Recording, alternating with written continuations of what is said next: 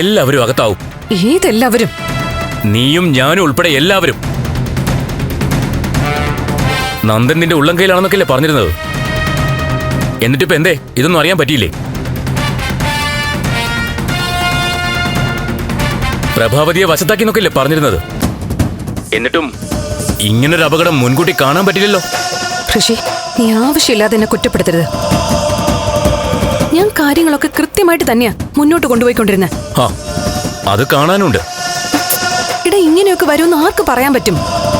എങ്ങനെയും അതൊക്കെ അറിയണമായിരുന്നു. നോക്ക്, ഒരു വലിയ പൂട്ടാ വീഴാൻ പോകുന്നത്. നീ കെവിനോട് കാര്യങ്ങൾ സംസാരിക്കണം.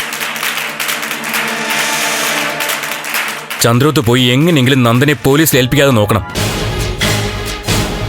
അല്ല, അതിപ്പോ എങ്ങനെ പറ്റൂന്നാ? അതൊന്നും എനിക്കറിയില്ല. ഉടൻ എന്തെങ്കിലും നീക്കം നടത്തിയില്ലെങ്കിൽ എല്ലാവരും പെടും. ഹലോ,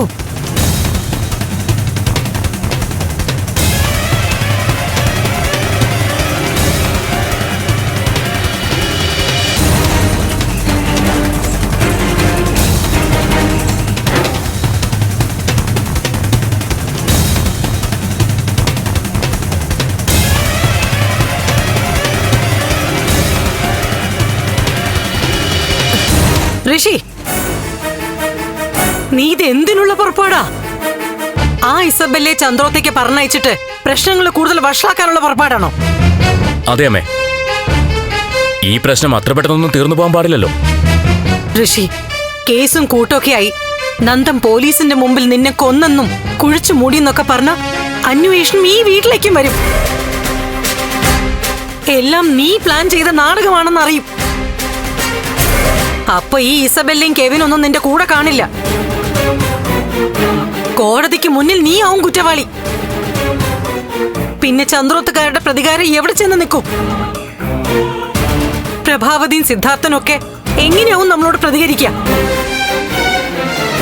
ആ ദേവിക നിന്നെ വെറുതെ വിടുവോ? അമ്മേ, ഇനി എന്റെ പദ്ധതി പരാജയപ്പെട്ടാലും ഞാൻ ജയിലിലായാലും എനിക്ക് ഒരു കുഴപ്പമില്ല.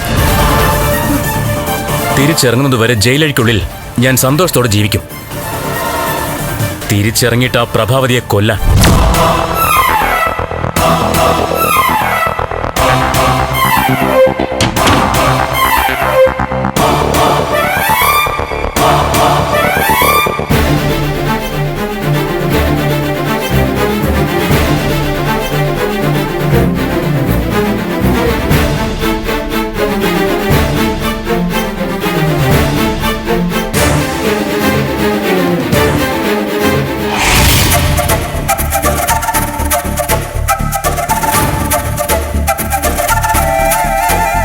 ചേച്ചി, നാളെ എത്ര മണിക്കാ നന്ദേട്ടനെ സ്റ്റേഷനിലേക്ക് കൊണ്ടുവന്നേ? രാവിലെ ഹരിയങ്ങളെ വിളിക്കും, എന്നിട്ടായിരിക്കും തീരുമാനിക്കുന്നത്. പിന്നെ ചേച്ചി, വക്കീലിനെയൊക്കെ ഏർപ്പാട് ചെയ്യണ്ടേ? അവിടെ അച്ഛനും ഹരിയങ്ങളും ചേർന്നൊക്കെ ശരിയാക്കും. സ്വപ്നത്തിൽ പോലും ചിന്തിക്കാൻ പറ്റാത്ത കാര്യമായി പോയി ചേച്ചി. നന്ദേട്ടന് ഒരാളെ കൊല്ലാനൊക്കെ പറ്റുമോ? മോളെ,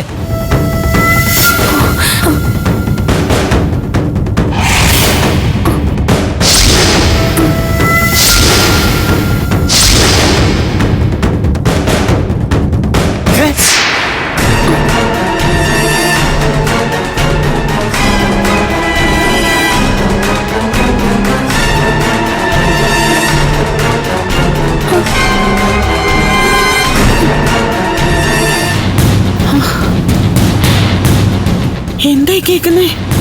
നന്ദൻ ഒരാളെ കൊന്നൂന്നോ? സത്യമേ,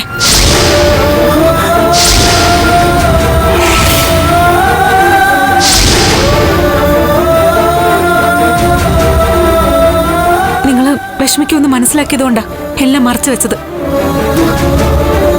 എന്തൊക്കെയായി കേൾക്കുന്നത് മോളെ? എന്തായാലും നാളെ പത്രത്തിലും ചാനലിലും ഒക്കെ വാർത്ത വരും. അപ്പോ അമ്മയും അച്ഛനും ഒക്കെ അതെന്തായാലും അറിയുമല്ലോ. അരുന്ധതി മാഡത്തിന്റെ മകൻ ഋഷിയെ കാണാനില്ലെന്നും പറഞ്ഞ് അന്വേഷണം നടക്കായിരുന്നില്ലേ? നന്ദുവിന് ഒരബദ്ധം പറ്റിയതാ. അയ്യോ, മോളെ നന്ദന് ചെയ്തത്? അവനൊരു പാവല്ലേ? ഇല്ലില്ല, നന്ദൻ ഒരിക്കലും ഇത് ചെയ്യില്ല, എനിക്ക് ഉറപ്പാ. എന്റെ ഈശ്വര, നന്ദേട്ടൻ തന്നെയാ അച്ഛ കുറ്റം ഏറ്റെടുത്തത്. പ്രഭ ആന്റിയെ ഋഷി ആക്ഷേപിച്ച് സംസാരിച്ചതിന് നന്ദേട്ടൻ ചോദിക്കാൻ പോയതാ. പിന്നെ വഴക്കും ബഹളം ഒക്കെ ആയി. അബദ്ധത്തിൽ സംഭവിച്ചതാ. പക്ഷേ അബദ്ധമായാലും അറിഞ്ഞുകൊണ്ടായാലും ഒരു ജീവൻ നഷ്ടപ്പെട്ടു.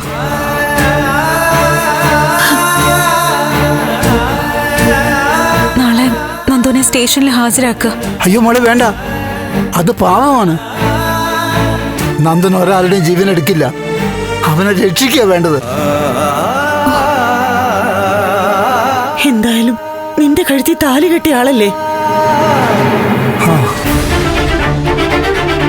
വേണ്ട മോളെ, നിയമപരമായി അവൻ ഇപ്പോഴും നിന്റെ ഭർത്താവാ.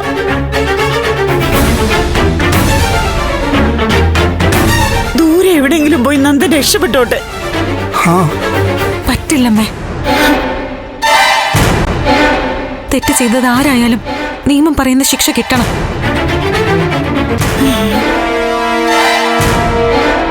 ഒരു കുറ്റവാളിയെ രക്ഷിക്കുന്നതും കുറ്റം ചെയ്യുന്നതിന് തുല്യമാ. ജഡ്ജി ഹരികൃഷ്ണൻ സാറാ കാര്യങ്ങളൊക്കെ ചെയ്യുന്നത്. അദ്ദേഹമാ നന്ദേട്ടനെ സ്റ്റേഷനിൽ ഏൽപ്പിക്കാൻ പറഞ്ഞ്. ഏത് ജഡ്ജിയായാലും സമ്മതിക്കരുത് മോളെ, വേണ്ട.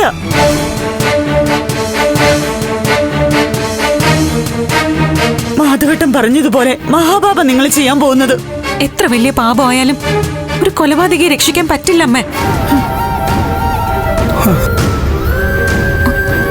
നാളെ നന്ദു നിയമത്തിന് കീഴടങ്ങും, അത് ഉറപ്പിച്ചു കഴിഞ്ഞു. ഈശ്വര,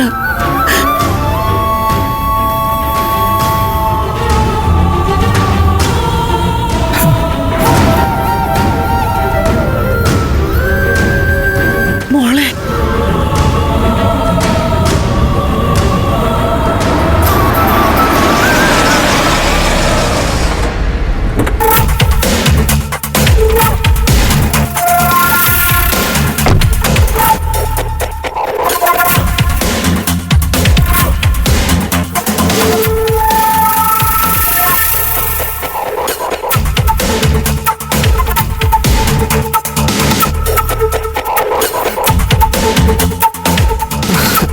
അങ്കിൾ, ഞാൻ നന്ദനെ കാണാൻ വന്നതാ.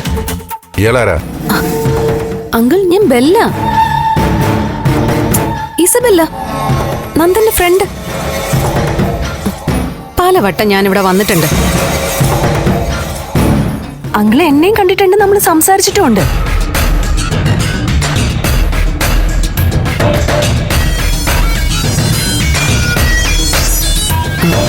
അങ്കിൾ, നന്ദനെ എനിക്കൊന്ന് കാണണം. ചില പ്രധാനപ്പെട്ട കാര്യങ്ങൾ നന്ദനോട് സംസാരിക്കാനുണ്ട്. നന്ദനോട് സംസാരിക്കാൻ ഇവിടെ ഞങ്ങളുണ്ട്. ഇസബെല്ല, പോ. അങ്കിൾ എന്താ എന്നോട് ഇങ്ങനെ സംസാരിക്കുന്ന? പറഞ്ഞത് അനുസരിച്ചില്ലെങ്കിലേ ഇനി ഞാൻ ഇങ്ങനെ ആയിരിക്കല്ലോ സംസാരിക്ക. പുറത്തു പോ ഇസബെല്ല. തന്നെപ്പോലുള്ളവരാ അവനെ ഈ അവസ്ഥയിൽ എത്തിച്ചത്, അവന്റെ ജീവിതം തന്നെ ഇല്ലാതാക്കിയത്.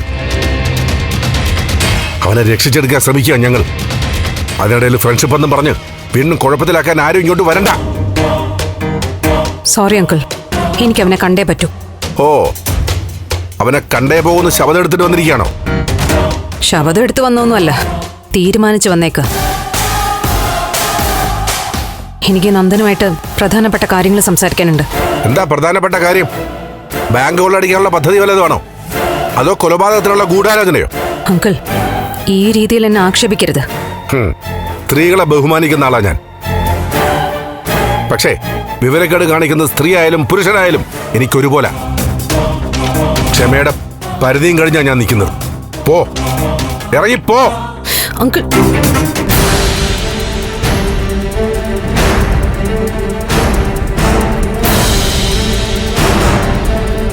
ആന്റി, സിദ്ധാർത്ഥൻ അങ്കിൾ എന്നെ ആക്ഷേപിക്കുന്ന പോലെ സംസാരിക്കുക. നന്ദനെ കാണാൻ അനുവദിക്കുന്നില്ല. തല്ലാനും തുടങ്ങുക. എന്താ ഇതൊക്കെ?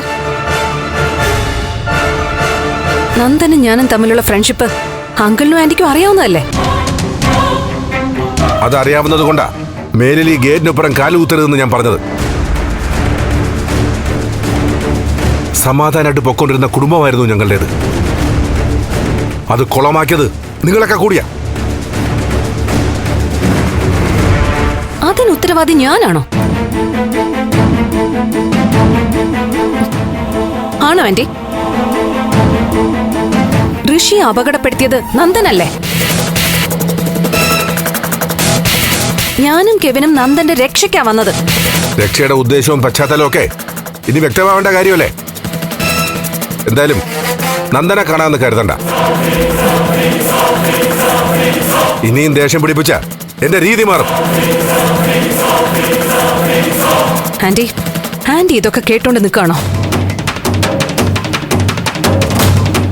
അങ്കിളിനെ പറഞ്ഞൊന്ന് മനസ്സിലാക്ക്. എന്നെ നന്ദനെ കാണാൻ അനുവദിക്കേ, അല്ലെങ്കിൽ നന്ദൻ ഇങ്ങോട്ട് വിളിക്കേ. പറ്റില്ല ഇസബല്ല, ആന്റി. രണ്ടും നടക്കില്ല. സിദ്ധു പറഞ്ഞതനുസരിക്ക് ഇസബല്ല തിരിച്ചു പോ. അങ്കിളിനെ പേടിച്ചിട്ടാണോ ആന്റി ഇപ്പൊ ഇങ്ങനെ സംസാരിക്കുന്നത്? ആന്റി, ആ ജഡ്ജി ഹരിസാറ് ഋഷിയുടെ വീട്ടിൽ ചെന്ന് പറഞ്ഞതൊക്കെ അറിഞ്ഞില്ലേ? അത് നന്ദന് കുരുക്കാവും. അവൻ കുരുങ്ങിക്കോട്ടെ, ഞങ്ങൾ അങ്ങ് സഹിച്ചു. എന്താ കൂടെ കുരുങ്ങുമെന്ന് പേടിച്ചിട്ടാണോ ഓടി ഇങ്ങോട്ട് വരുന്നത്? ഇസബല്ല ദയവായിട്ട് ഇപ്പൊ പോ. ഒരു കാര്യം ഞാൻ ഉറപ്പു തരാം, അവന്റെ ഫ്രണ്ട്സ് എന്നുള്ള നിലയിൽ നിങ്ങൾക്ക് ബുദ്ധിമുട്ടൊന്നും ഉണ്ടാവില്ല. അത് വാക്കാ. ആന്റി, ഞാനൊന്ന് പറയട്ടെ. പോകാൻ പറഞ്ഞാ പൊക്കോളണം. നന്ദന്റെ ഭാവി ആലോചിച്ച് തകർന്നു നിൽക്കുക ഞങ്ങള്.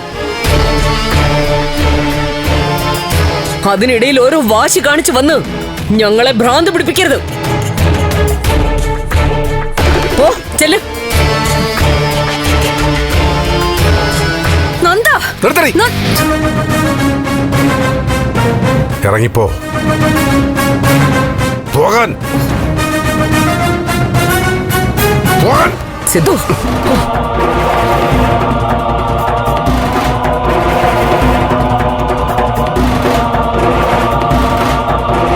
ഇനി ഇവിടെ നിന്റെ ശബ്ദം പോകിയ നിന്റെ കാല് ഞാൻ തല്ലി ഓടിക്കും. ഇറങ്ങിപ്പോ. ഇറങ്ങിപ്പോവാൻ.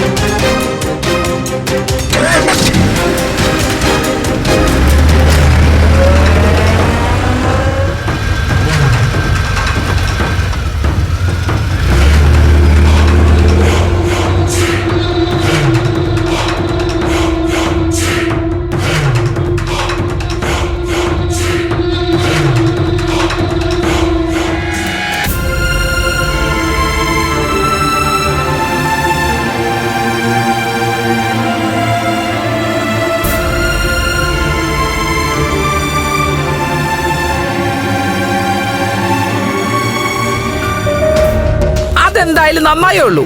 വെറുതെ അങ്ങ് ഇറക്കി വിട്ടാ പോരായിരുന്നു. കർണക്കുറ്റി നോക്കി ഒന്ന് കൊടുക്കുകയും വേണമായിരുന്നു. അങ്ങനെ പറയണ്ടമ്മേ. നന്ദൻ വിഷമിച്ച് നിന്നപ്പോ ഒരു സഹായമായി നിന്നത് ഇസബല്ലയും കെവിനും ഒക്കെ അല്ലേ? ആ സമയത്തെ മറ്റെന്തോ മനസ്സിൽ കണ്ടിട്ടുണ്ടാവുന്ന എനിക്ക് തോന്നുന്നത്. എന്തായാലും അവര് വന്നതോടെ നന്ദന്റെ പ്രശ്നങ്ങളും തുടങ്ങുന്നത്. അതുകൊണ്ട് സിദ്ധാർത്ഥൻ സാറും പ്രധാനം ചെയ്തത് കൃത്യമായ കാര്യം തന്നെയാ. അന്ന് അരുന്ധതി ഒന്ന് ബഹളം ഉണ്ടാക്കിയപ്പോ അവര് ഇതുപോലെ ഇറക്കി വിടണമായിരുന്നു. അമ്മ, മകൻ മരിച്ചൊരു സ്ത്രീയല്ലേ, അവരുടെ വിഷമം മനസ്സിലാക്കണ്ടേ? അവരുടെ കയ്യിലിരിപ്പ് ചെറുതാണോ? 2 പ്രാവശ്യം പ്രഭകുഞ്ഞിനെ അപായപ്പെടുത്താൻ നോക്കിയില്ലേ? ഒരിക്കൽ കൂട്ടുകാരുമായി ചേർന്ന് പ്രഭകുഞ്ഞിനെ തട്ടിക്കൊണ്ടുപോയി. വേറൊരിക്കൽ ചന്ദ്രോത്ത് കടന്നു കയറി അതിക്രമം കാണിച്ചു. അരുന്ധതി കൊച്ചമ്മ അപ്പൊ ഒന്നും ചെയ്തില്ലല്ലോ. അതുകൊണ്ട് ഇനി കിടന്ന് തുള്ളിയിട്ട് ഒരു കാര്യമില്ല. എന്തായാലും നന്ദന്റെ ഭാവി പ്രശ്നത്തില്. കേസ് കോടതിയിലെത്തിയാൽ നന്ദൻ പിന്നെ എതിർക്കാനൊന്നും നിൽക്കില്ല, കുറ്റം സമ്മതിക്കും. കടുത്ത ശിക്ഷ തന്നെ കിട്ടിയേക്കും. എന്റെ ഈശ്വര, ദേവികയെ നന്ദനെ രക്ഷിക്കാൻ വേണ്ടി കള്ളം പറയില്ല. സിദ്ധാർത്ഥൻ സാറും നിയമം വിട്ടൊന്നും ചെയ്യില്ല. എന്റെ ദൈവമേ, നന്ദമോൻ ജയിലിൽ കിടക്കുന്നത് പ്രഭുകുഞ്ഞ് എങ്ങനെ സഹിക്കൂ? വലിയ പ്രശ്നങ്ങളേക്കാ കാര്യങ്ങൾ നീങ്ങുന്നത്. ഇനിയും ഇസബെല്ല എന്തൊക്കെ കാര്യങ്ങളാണോ തീരുമാനിക്കുന്നത്?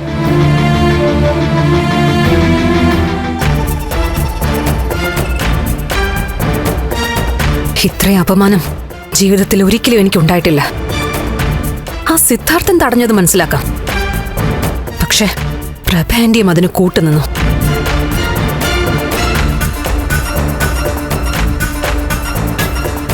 പാപ്പൻ പറഞ്ഞത് നേരാ. ചന്ദ്രോത്ത് നമ്മളറിയാതെ എന്തൊക്കെയോ നീക്കങ്ങൾ നടക്കുന്നുണ്ട്. ആ നീക്കങ്ങള് നമുക്ക് നേരെയാവും വരിക. എന്തായാലും ഇപ്പൊ സമ്മതിച്ചല്ലോ, ഇനി ഇവിടെ നിൽക്കരുത്. എത്രയും പെട്ടെന്ന് ഞാൻ പറഞ്ഞ പോലെ നീ US പോകണം. അല്ല പാപ്പ, ഇപ്പോഴും ഞാൻ ഒരിടത്തും പോവാതെ ഇവിടെ തന്നെ നിൽക്കുന്നത് നമ്മുടെ ശക്തിയും ബുദ്ധിയും കൃത്യമായി ഉപയോഗിക്കേണ്ട സമയത്ത് നമ്മൾ പിന്നോട്ട് പോകാൻ പാടില്ല. വേണ്ടവല്ല, ഇനിയും കൂടുതൽ കുഴപ്പങ്ങളെടുത്ത് നീ നിന്റെ തലയിൽ വെക്കണ്ട. അല്ല പാപ്പ, കുഴപ്പങ്ങൾ തലയിൽ നിന്നും മാറ്റിയാ ചെയ്യേണ്ടത്. ഇപ്പൊ സംഭവിച്ചത് ഒരു മുന്നറിയിപ്പായിട്ടെടുത്ത് ഇവിടുന്ന് മുന്നേറണം. പരാജയപ്പെട്ട് നാടുവിടാനല്ല നന്ദനെ തേടി ഞാൻ ഇങ്ങോട്ട് വന്നത്. കെവിനെ ആദ്യം അയച്ച് ചന്ദ്രോത്ത് കയറി ചങ്ങാത്തം വീണ്ടെടുത്തതും നന്ദനെ ഒരു കുരുക്കിൽപ്പെടുത്തി എന്റെ ഒപ്പം നിർത്തിയതും പിൻവാങ്ങി ഒളിച്ചോടാനല്ല. ജയിക്കണം, എനിക്ക് ജയിച്ചേ പറ്റൂ. മോളെ, നീ ഇതിന്റെ സീരിയസ്നെസ് മനസ്സിലാക്കി ഞാൻ പറയുന്നത് അനുസരിക്ക്. പാപ്പൻ എന്നെ സഹായിക്കാൻ പറ്റുമോ അത് പറ. പാപ്പൻ നേരിട്ട് ഇടപെടണ്ട. എന്തെങ്കിലും സഹായം വേണമെങ്കിൽ ഞാൻ പറയാം. ആ സമയത്ത് അത് വേണ്ടതുപോലെ ചെയ്തു തന്നാൽ മാത്രം മതി. മോളെ, സ്റ്റേഷനിൽ കൊണ്ടുവന്ന് അവനെ FIR ഇട്ട് കോടതി കൊണ്ടുപോകും. പിന്നെ റിമാൻഡ് ചെയ്ത് ജയിലിലേക്ക് അയക്കുക. ഇതിനിടയ്ക്ക് നിനക്കൊന്നും ചെയ്യാൻ പറ്റില്ല. ഞാൻ നോക്കിക്കോളാം എന്താ ചെയ്യാൻ പറ്റാന്ന്.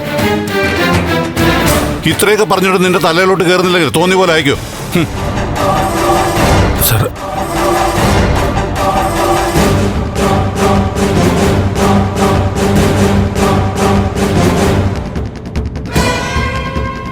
ബെല്ല, സാറ് പറയുന്ന പോലെ നമുക്കിവിടെ നിന്നൊന്ന് മാറാം. നിനക്ക് പേടിയുണ്ടെങ്കിൽ നീ പൊയ്ക്കോ, ഞാൻ അങ്ങോട്ട് മാറുന്നില്ല. ഒക്കെ നേരിടാൻ ഉറച്ചാ ഞാൻ നിന്നിട്ടുള്ളത്. നേരിടുക മാത്രമല്ല, ജയിക്കുകയും ചെയ്യും.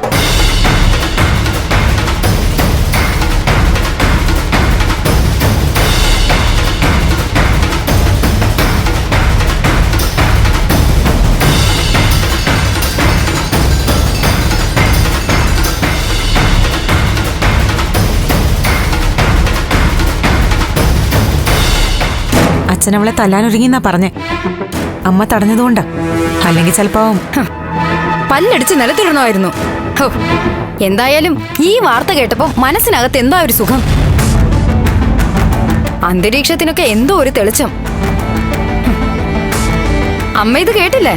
ഇസബെല്ല തമ്പുരാട്ടിയെ ചന്ദ്രോത്തുനിന്ന് ആട്ടി പായിച്ചുന്ന്. ഒന്ന് ചിരിക്കമ്മേ, സന്തോഷിക്കേ. അവളുടെ സ്വഭാവം വെച്ച് ഇനി എന്തെങ്കിലും കുഴപ്പമുണ്ടാവുമെന്ന് എനിക്ക് തോന്നുന്നത്. ഇസബെല്ലെ പേടിക്കണം. പിന്നെ അവള് ഞൊട്ടും. ഇസബെല്ല നല്ല ഇടിവെട്ട് പേരൊക്കെ ഇട്ടേക്കുന്നെ. പരിശുദ്ധിയുടെ അങ്ങേ അറ്റത്ത് നിൽക്കുന്ന മാലാകക്കുട്ടിയാണെന്ന് തോന്നും പേര് കേട്ടാ. പെരുമാറ്റം കണ്ടാലോ രക്തരക്ഷസ് എന്ന് വിളിക്കണം. രക്തം കുടിക്കുന്ന രക്തരക്ഷസ്. എന്തായാലും അവിടെ സിദ്ധാർത്ഥൻ സാറിനും പ്രഭ ആന്റിക്കും ആളെ പിടികിട്ടിയല്ലോ. അവൾ അകത്ത് കയറ്റാതെ ആട്ടി പായിച്ചല്ലോ. തൃപ്തിയായി.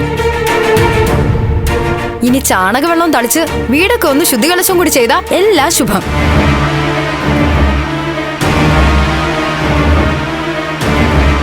അല്ല മോളെ, ഇസബല്ലയോട് അങ്ങനെ പെരുമാറിയതുകൊണ്ട് നന്ദൻ എന്തെങ്കിലും പ്രശ്നമുണ്ടോ? അത് ഞാൻ ചോദിച്ചില്ല അമ്മ. നന്ദുവിന് എന്ത് തോന്നിയാലും എനിക്കെന്താ? കെവിൻ അറിയുമ്പോ കെവിന് ചിലപ്പോ ഫീൽ ചെയ്യും. ആ കെവിനുമായിട്ടുള്ള കൂട്ടുകെട്ട് അവസാനിപ്പിക്കാൻ പറയണം. അതെന്തിനാ അമ്മേ? അല്ല, ഈ നന്ദേട്ടന് ജോലി കൊടുത്തത് കെവിനല്ലേ? കെവിന്റെ കമ്പനിയിലല്ലേ നന്ദേട്ടൻ ഇപ്പോഴും വർക്ക് ചെയ്യുന്നേ? പക്ഷെ കെവിനും എന്തൊക്കെയോ മറക്കുന്നുണ്ടെന്ന് എനിക്ക് സംശയമുണ്ട് ശാരി.